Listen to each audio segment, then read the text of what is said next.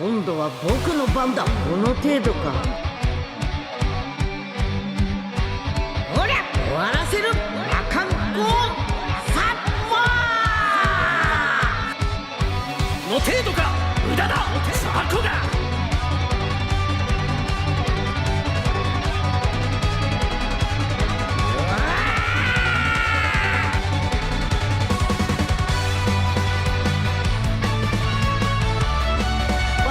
こんな程度じゃ話にならないな。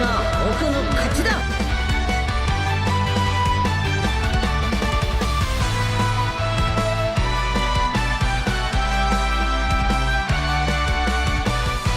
この力存分に試させてもらうぞ。Honneur à vous les gars, j'espère que vous allez bien et bienvenue sur Fumi Show Review de l'épisode 10 de Dragon Ball Daima.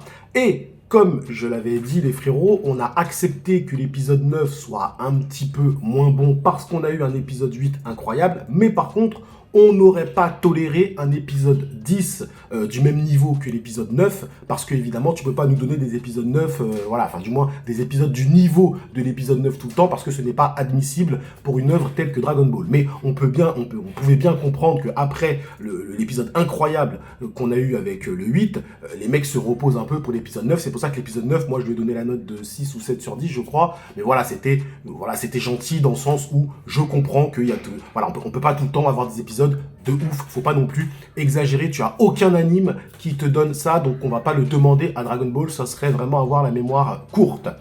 Donc cet épisode 10 commence directement avec le combat entre le Tamagami et Majin Buu, et on va s'apercevoir très rapidement que Majin Buu en fait n'a pas le dessus face au Tamagami numéro 1. Alors ça sera difficile d'évaluer les niveaux de puissance parce qu'on connaît pas le niveau de puissance du Tamagami numéro 1 et on connaît pas le niveau de puissance de Majin Buu, parce que vu qu'il n'a pas combattu, vu que du moins le combat ne concerne pas quelqu'un qu'on connaît, c'est pas un Goku, c'est pas un Vegeta, c'est pas un Piccolo, c'est difficile d'évaluer la puissance de Majin Buu. Donc est-ce qu'on peut dire que Majin Buu est faible ou que le Tamagami numéro 1 est trop fort?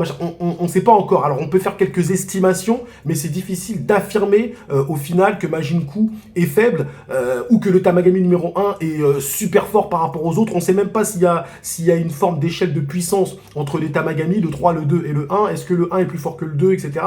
On sait pas. Donc il faut attendre de toute façon que ce Tamagami combatte quelqu'un que nous on connaît, un Goku par exemple, et on pourra l'évaluer. Ou peut-être qu'il sera battu avant, mais on verra. En tout cas, j'ai apprécié le début de l'épisode parce que tout de suite, voilà, on perd pas de temps sur ah oui, le chemin de Majin Buu. Non, c'est bon. Tout de suite, il est devant le Tamagami, c'est bien. Ça, j'ai apprécié parce que tout de suite, on te montre que le rythme sera intéressant. D'ailleurs, c'est le plus gros point, c'est le point fort de cet épisode, c'est le rythme. C'est un épisode dans lequel on ne s'ennuie pas parce qu'en fait, ils ont réussi à jongler entre des moments d'avancée de Goku, Vegeta, etc., des moments du combat avec le Tamagami, ensuite on revient sur Goku, Vegeta, machin, et ensuite on revient sur le combat avec le Tamagami et Majin Buu. Donc, ce qui fait qu'au final, l'épisode, tu ne t'ennuies pas. Alors, certes, il va y avoir des choses à dire évidemment dans cette review concernant leur histoire de création d'univers, etc. Mais au global, je tiens quand même à noter que le rythme de l'épisode est très bon. On est là, vous voyez ce que je veux dire, c'est la différence avec les autres épisodes qui avaient des rythmes qui étaient très lents, très ennuyants. Là, on est quand même sur un rythme où au moins ils ont travaillé sur ça. Clairement, ils ont travaillé sur ça parce que au moins l'épisode te tient en haleine. Alors, je n'ai pas dit que l'épisode est incroyable, mais l'épisode te tient en haleine. Tu ne t'ennuies pas parce qu'il se passe des choses. Il se passe toujours quelque chose. Alors même s'il y a des choses qui se passent, le combat contre le Kraken, machin et tout, alors ça effectivement on peut dire que c'est pas super intéressant, mais c'est pas dérangeant. Moi ça m'a pas dérangé ce genre de petits combats. On en a aussi dans d'autres animés, dans les One Piece, machin et tout. T'as toujours des petits combats comme ça un petit peu random. Moi ça me dérange pas. Au moins il se passe quelque chose. Vous voyez ce que je veux dire? Il se passe quelque chose. On a eu des infos. On a quand même eu pas mal de choses. Donc c'est pour ça que moi dans tous les cas, mon avis reste positif sur cet épisode, mais dans la forme, dans le fond, il y a des choses à dire. Donc bref, très bon rythme d'épisode. Ensuite, on arrive donc sur Vegeta, Piccolo, etc. Bon, il y a des blagues avec Hibiscus ou Ibris, je sais plus trop c'est quoi son nom, qui est actuellement le personnage le plus drôle de tout Dragon Ball Daima, très clairement. Alors, il y a une petite blague, il lui dit, il drague Bulma, il lui dit, ouais, si tu veux, tu peux être ma petite copine. Vegeta, il s'énerve, machin. Après, il dit, ouais, mais tu veux qu'elle redevienne adulte parce que t'aimes les gros seins, toi, et tout. Donc, voilà. Vraiment, Vraiment, ce personnage, on va pas mentir, il est nécessaire franchement pour l'humour de Dragon Ball Daima. Franchement, faut qu'il reste jusqu'à la fin parce que pour moi actuellement, il a un rôle très important. L'humour, c'est très important dans Dragon Ball. Toriyama, c'était quelqu'un qui mettait beaucoup d'humour et là, ce personnage, c'est une pure réussite. Par contre, je me suis quand même posé une question quand je les ai vus encore une fois dans une scène un peu random, on peut se le dire. Je me suis posé la question, je me suis dit, tiens, quand même, ça fait quand même 3 épisodes qu'on voit Vegeta, Piccolo, Bulma, machin et tout. Et qu'est-ce qu'ils ont fait dans l'intrigue? Qu'est-ce qu'ils ont fait dans l'intrigue actuelle? Je veux dire, l'intrigue des Tamagami, les Dragon Ball, Goma. Qu'est-ce qu'ils ont fait? Ils ont rien fait. Ils ont rien fait. Donc je me suis dit, il serait vraiment temps par contre de les utiliser. Parce que oui, au bout d'un moment, si tu réunis, c'est pas la Z-Team, mais si tu réunis plusieurs personnages importants comme ça de l'univers Dragon Ball, tu as Vegeta, tu as Piccolo, tu as Goku, tu as Shin, maintenant tu as Glorio, etc. Voilà, si tu réunis beaucoup de personnages comme ça, il faut les utiliser. Il faut les utiliser et pas seulement dans des combats contre des brigands bizarres, ok, comme on a eu à l'autre épisode. Là, au bout d'un moment, il faut utiliser Vegeta, Piccolo. Tu peux pas parce que ce sont des personnages qui racontent une histoire, ok. Ils ont une véritable histoire, ils incarnent quelque chose dans l'univers Dragon Ball. Tu peux pas les faire, tu peux pas les mettre dans trois épisodes. Alors je dis 3 ou 4 ou 2, j'en sais rien. Mais bref, tu peux pas les introduire dans le récit comme ça et les laisser dans un vaisseau comme ça. Non, c'est pas possible.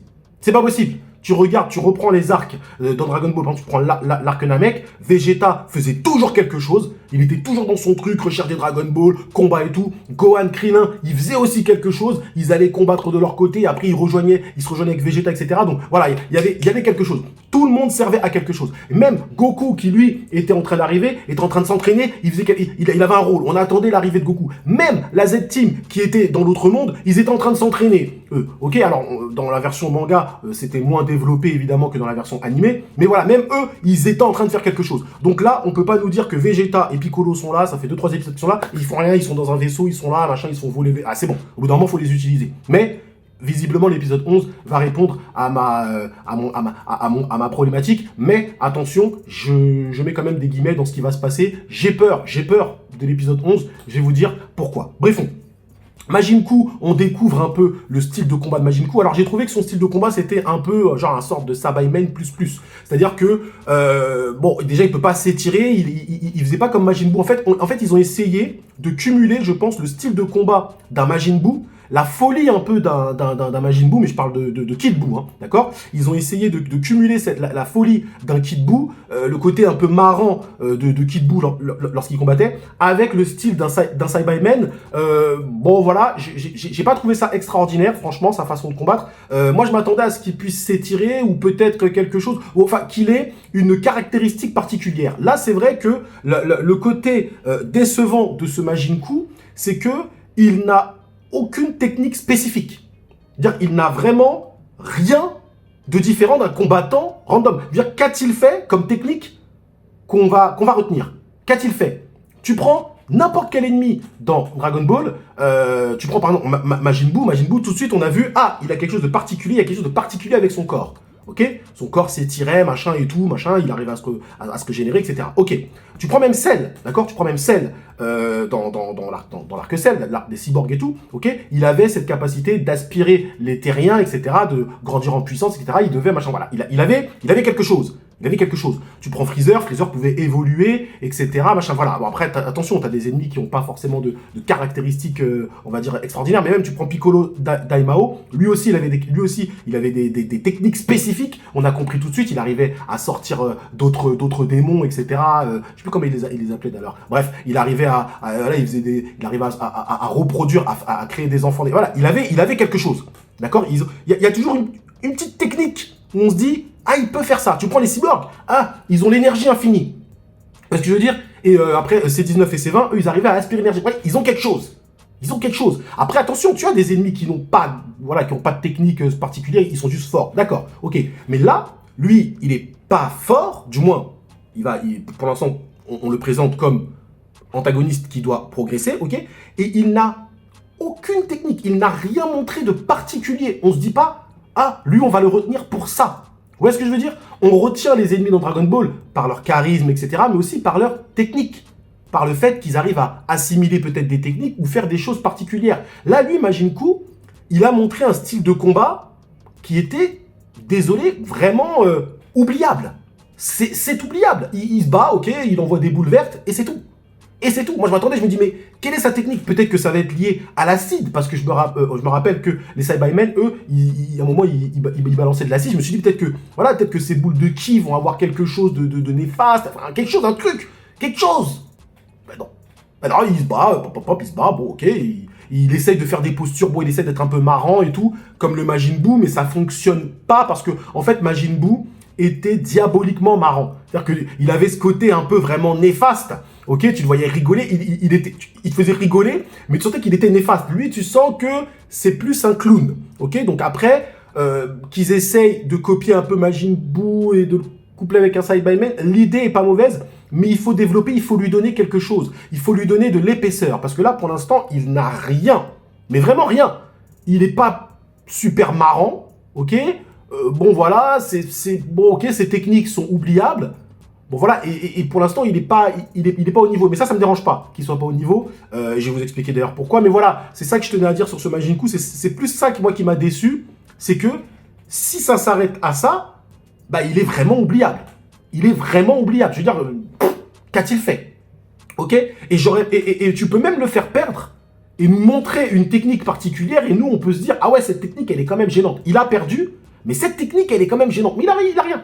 Il n'a pas de technique particulière, comme les autres méchants dans Dragon Ball. Du moins, les méchants qui nous ont marqués dans Dragon Ball, ok? Donc, pourquoi c'est pas dérangeant que le Majin Buu perde dès son premier combat? Eh bien, tout simplement parce que, souvenez-vous, encore une fois, dans Dragon Ball, les méchants, quand ils arrivent, ils ont toujours une marche de progression, ok? Tu prends Cell. Cell, à son arrivée, à son introduction dans le scénario, il arrive, il combat Piccolo, Piccolo est plus fort que lui. Hein. Il combat Piccolo est plus fort que lui. Ça dérangeait personne. Donc là, les gens qui vont commencer à dire « Ouais, Majin Buu, dégueulasse et tout, nanani, regarde, il se fait taper par le Tamagami. » Mais ça, c'est pas dérangeant, ça. C'est pas dérangeant, parce qu'on sait déjà que dans Dragon Ball, les méchants, quand ils arrivent, Toriyama faisait ça, il leur donnait une marge de progression. Donc le Majin Buu, il va progresser. Il va progresser, ce Majin Buu. Il faut le faire progresser, ça peut pas être que ça. Ok? Ou sinon, il va y en avoir un deuxième derrière. Bref, il va se passer quelque chose. Évidemment qu'il va se passer quelque chose. Ok? Avec ce Majin Buu. Donc là, le fait qu'on nous donne un méchant qui a une marge de progression, moi j'ai envie de te dire, c'est bien. C'est bien. Parce qu'en plus, on sait que Goku, Vegeta, machin, ils sont déjà très puissants. Ça aurait été un peu cheaté de nous donner tout de suite un méchant du niveau de Goku et Vegeta. Donc il faut le faire progresser. C'est bien. Moi j'aime bien l'idée en tout cas. Et le fait qu'il se fasse défoncer par le Tamagami numéro 1, tu conserves quand même le côté un peu sacré du Tamagami, le côté un peu difficile de combattre un Tamagami, même si on sait que Goku, normalement, peut se le faire, mais tu conserves la force du Tamagami dans l'univers des démons. Parce que si Goku se fait un Tamagami l'épisode 8, épisode 10, Majin Buu se fait un Tamagami, oui, bon là, les Tamagami, ça y est, ils n'ont plus aucun intérêt dans le scénario. Il faut qu'ils restent forts, les Tamagami. Il faut que battre un Tamagami, ça reste quelque chose de difficile, ok? Même si on sait qu'ils en sont capables, il faut que ça reste difficile. Donc là, c'est bien. C'est bien qu'il y ait un échec. Ça met en avant les Tamagami qui ont un chara-design qu'on peut discuter. Moi, je commence à m'y habituer. J'aimais pas trop au début, mais je commence à m'y habituer, en toute honnêteté, au design des Tamagami. Ok? Bon. Ensuite, on a une petite scène d'action avec des gendarmes qui attaquent Goku, donc ils arrivent dans le deuxième monde, ok? Donc les gendarmes, ils attaquent Goku, etc. Donc on comprend que c'est Goma et Degesu qui ont envoyé les gendarmes pour attaquer Goku. Enfin, visiblement, c'était ça, parce que c'était comme une sorte de piège, hein. Moi, je l'ai compris comme ça. Bon, après, ou peut-être qu'ils se sont fait repérer et attaquer. Bon, là, cette scène-là, je l'ai trouvée vraiment stupide. Bon, c'est pas grave, hein, mais je l'ai trouvée stupide parce que, attends 2 secondes, Goku, c'est quand même le mec qui a battu Tamagami. Tamagami, c'est quand même le truc que Dabra, roi des démons, ok, n'arrivait pas à combattre. Que, tout le monde le sait, ça. Dabra, il a perdu contre le Tamagami. Et Goku, lui, il a battu ce Tamagami. Et tu envoies des gendarmes pour combattre ce mec-là, pour combattre le mec qui a battu le Tamagami. Le truc qui, dans ton univers, c'est puissant. Dès qu'on dit Tamagami, tout le monde fait « Oh, Tamagami, c'est puissant !» Toi, t'envoies des gendarmes pour battre Goku. Franchement, Goma... c'est un truc de ouf, hein, Degesu. Donc voilà, cette scène-là, en fait, le truc, c'est que vu qu'ils veulent corriger leurs problèmes de rythme, ils te mettent des petites scènes d'action, mais ces scènes d'action, malheureusement, sont stupides. Elles sont stupides parce que tu ne peux pas envoyer des gendarmes sur Goku maintenant, c'est plus possible. Tu sais très bien que c'est terminé. Il n'y a rien, ça peut pas passer. Le mec tape des Tamagami. Donc si tu veux envoyer quelque chose sur Goku, tu dois envoyer une véritable menace. Donc là, Goma devrait quand même, au bout d'un moment, faire son rôle de méchant, réfléchir à faire quelque chose et d'envoyer quelque chose de plus dangereux ou envoyer quelque chose de plus vicieux sur Goku. Mais pas des gendarmes.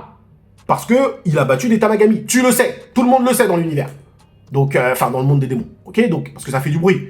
Donc, au bout d'un moment, cette scène-là, je l'ai trouvée stupide. C'est bien pour le rythme. Encore une fois, c'est ce que c'est la différence entre la forme et le fond. C'est bien pour le rythme de l'épisode, parce qu'on a un petit combat. Mais dans le fond, c'est stupide, ok? Donc, ensuite, ils sont attaqués par le Kraken. Le Kraken, alors, moi, ça m'a pas dérangé. Kraken, machin, des grands monstres, machin. Bon, c'est bien, ça rajoute un peu d'action et tout. Pourquoi pas? C'est juste un moment, Vegeta et Goku se disent un moment, alors, parce qu'ils vont rejoindre Vegeta, mais là, il y a un problème aussi avec ça aussi, je vais vous le dire. Ah ouais, on n'est pas encore assez fort pour le battre. C'est peut-être la trad, encore une fois, c'est peut-être la trad, hein. Ok? Ah, on n'est pas encore assez fort pour le battre. Les gars, quand même, respectez Dragon Ball et respectez l'univers Dragon Ball. Vous pouvez vous transformer en SSJ2. Dire qu'un SSJ2 peut pas se taper ce Kraken. Non mais les gars, souvenez-vous ce que c'est que le SSJ2. Souvenez-vous la puissance du SSJ2. Le Kamehameha de Cell SSJ2, il détruit le système solaire. Et tu veux me faire croire que ce Kraken, tu peux pas le battre. C'est compliqué.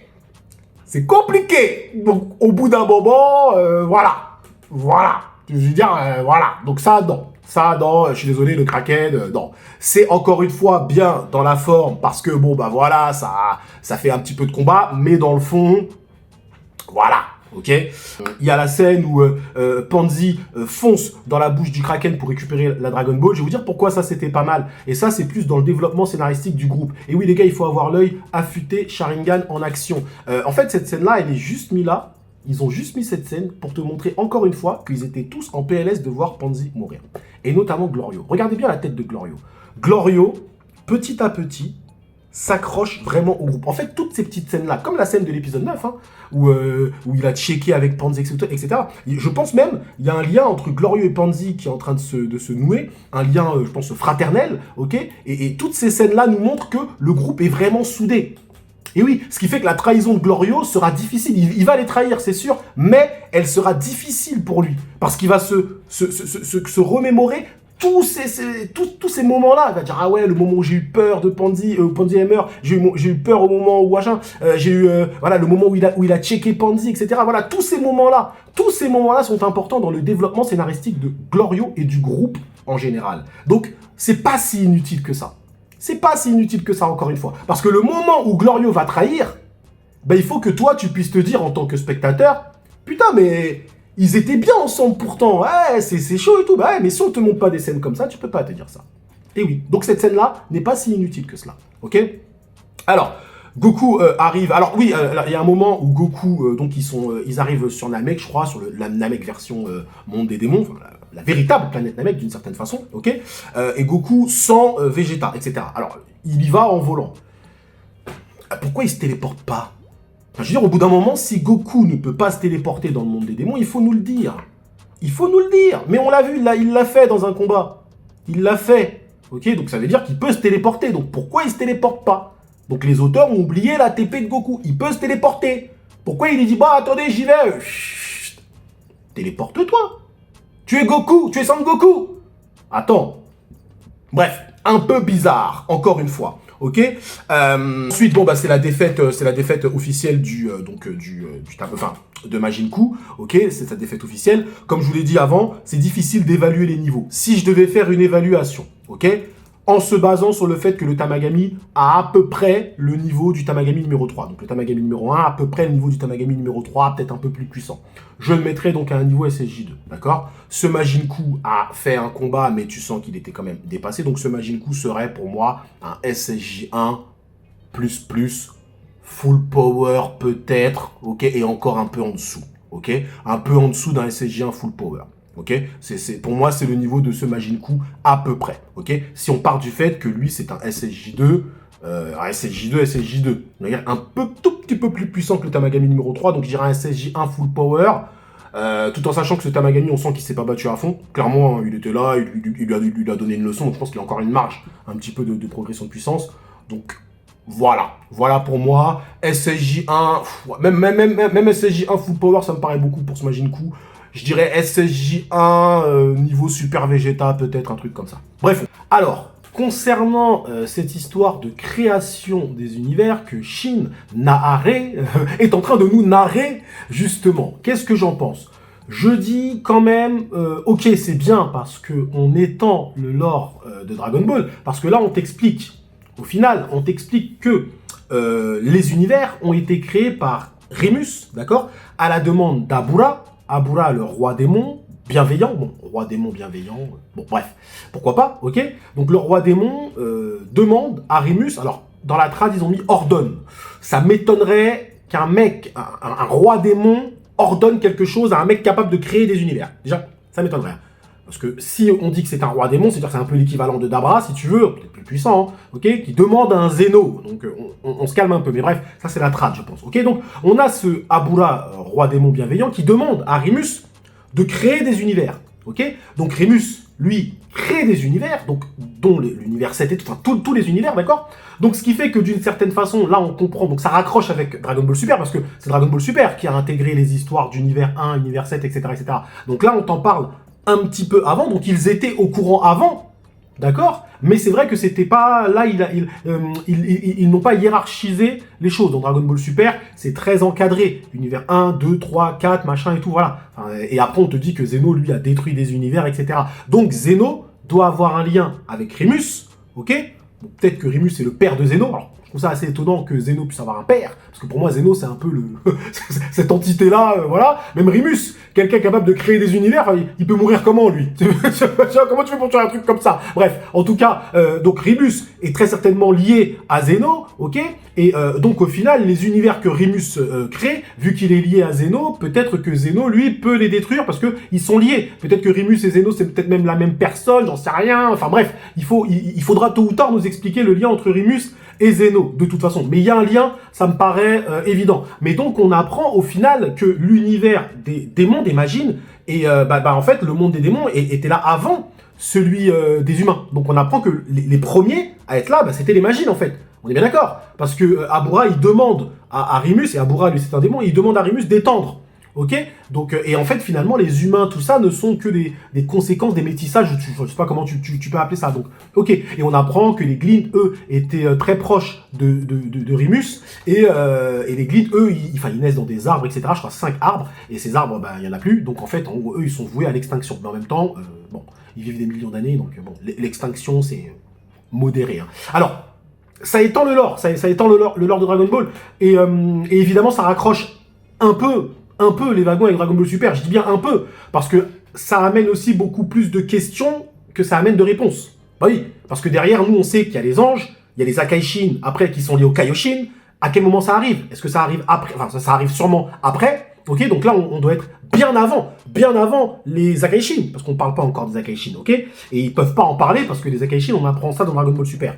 D'accord, donc ils peuvent pas en parler. Donc en fait, c'est un peu touchy parce que ils doivent aborder ce sujet-là, mais c'est un sujet qu'ils ont du mal à aborder parce que ils peuvent pas en dire trop. Donc attention. Donc on peut nous parler de la création des univers, oui, ok. On peut nous parler de Remus qui a créé les univers, ok. Mais faut pas aller plus loin que ça, d'accord. Donc c'est bien d'amener du lore. Je dis juste attention à ne pas vouloir amener trop de lore et se prendre les pieds dans le tapis, ok. Donc je dis attention, mais c'est bien. C'est bien, d'accord, c'est bien.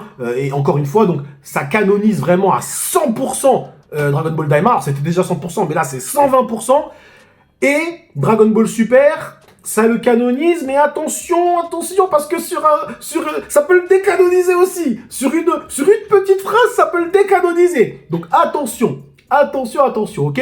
Mais voilà, moi, selon comment j'ai compris ça. Alors, c'était pas, encore une fois, super clair, on va dire, mais, parce que c'est à cause de la trad, mais, moi, personnellement, je l'ai compris comme ça. Dites-moi, vous, en zone commentaire, comment vous l'avez compris, mais voilà, les magines étaient là avant, et finalement, c'est un Zeno, vieux papy, un papy Zeno, Remus, qui a créé donc tous les univers. Mais c'est pas lui qui a fait l'univers 1, 2, 3, machin, enfin peut-être même, voilà, parce qu'après on sait pas qu'est-ce qui s'est passé après. Mais ça serait intéressant, justement, si un jour ils reprennent Dragon Ball Super, d'aller plus loin, de relier ce Remus et de dire ce qui s'est passé après, comment après on en est venu à lier les Akaishin avec les Kaioshin, les anges, le grand prêtre, etc., parce que là on te parle pas du grand prêtre, tout ça, et on peut pas t'en parler, en vrai. Donc voilà, c'est pas mal en vrai, mais je vais pas non plus sauter de joie parce que moi j'ai peur quand eux ils essayent de trop étendre le lore, quand c'est trop ambitieux, des fois attention, ça peut générer des incohérences. Pour l'instant, Pas plus que ça, même pas, en vrai. Pour l'instant, même pas. C'est une information, faut la prendre en tant que telle. Ça étend le lore, oui, c'est bien.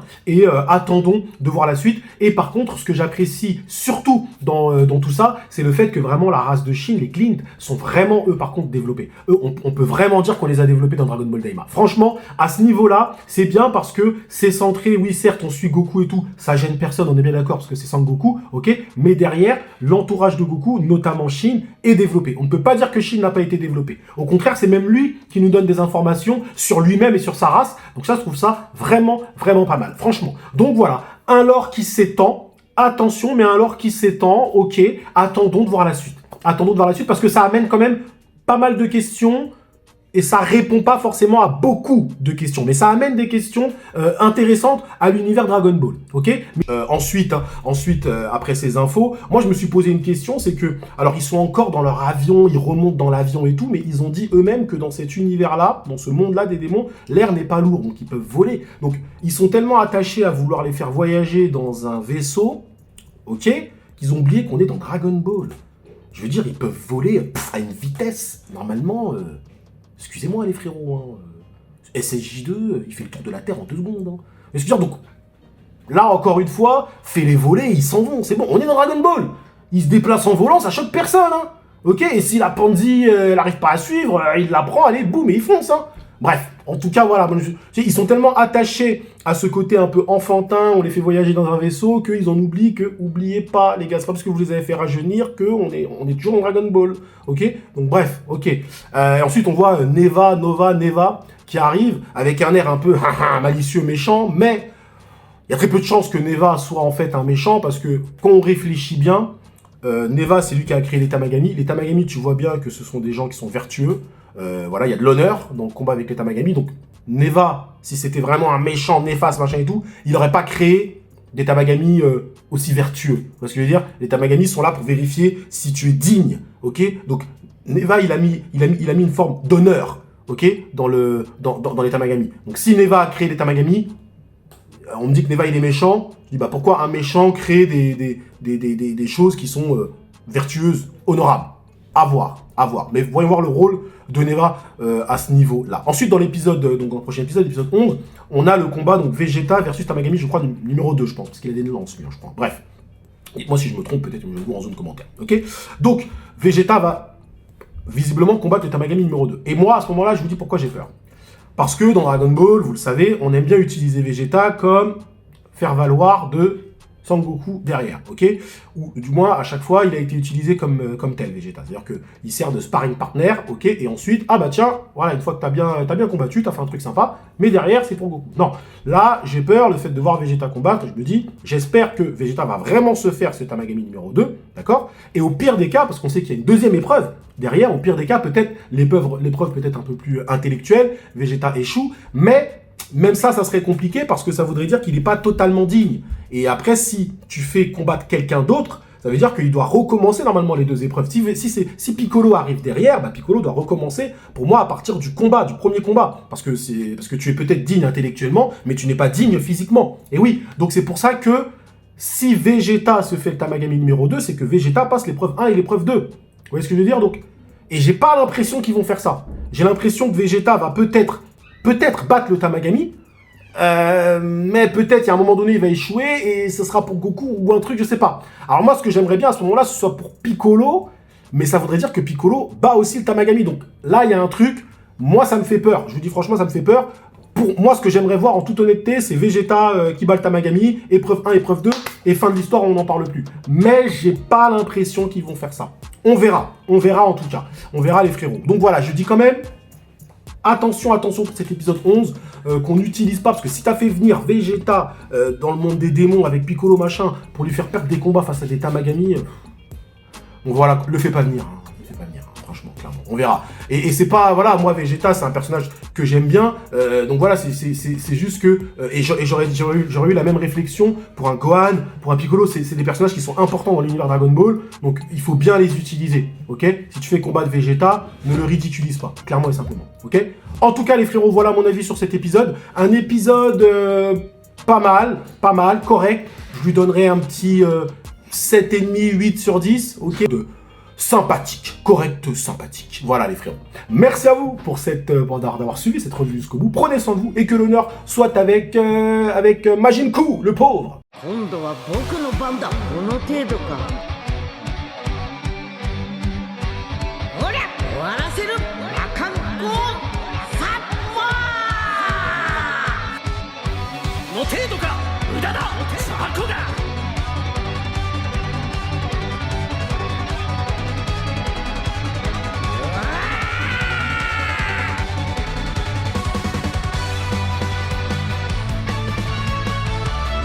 終わりだ。そんな程度じゃ話にならないな。僕の勝ちだ。